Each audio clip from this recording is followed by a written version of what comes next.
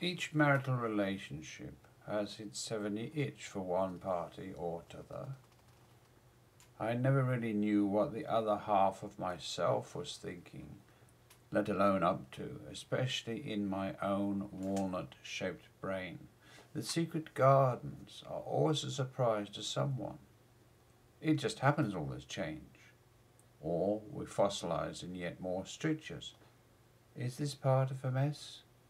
Or is just the wear and tear of life in general that MS has made us MSers unwilling and unable to handle?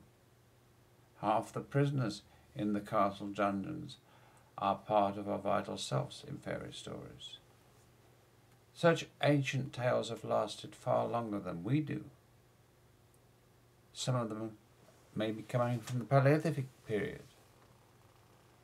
We can't just have our once vital murderers, so useful in the Ice Age, trolling around the office.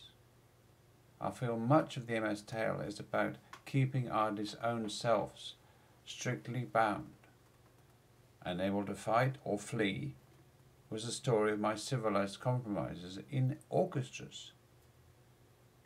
Such workable compromises are sold at a very heavy price.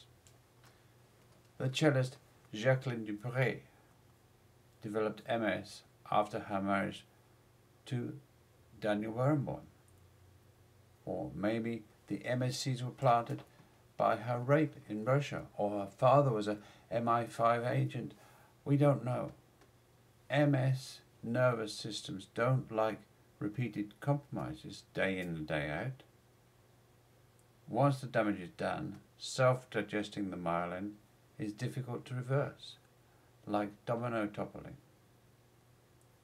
I've played many dominoes in symphony orchestras.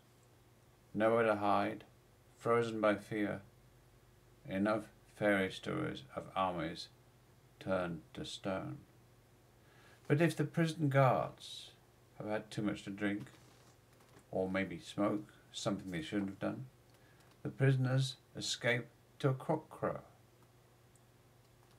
Parts we don't want to know about with our civilized selves run riot.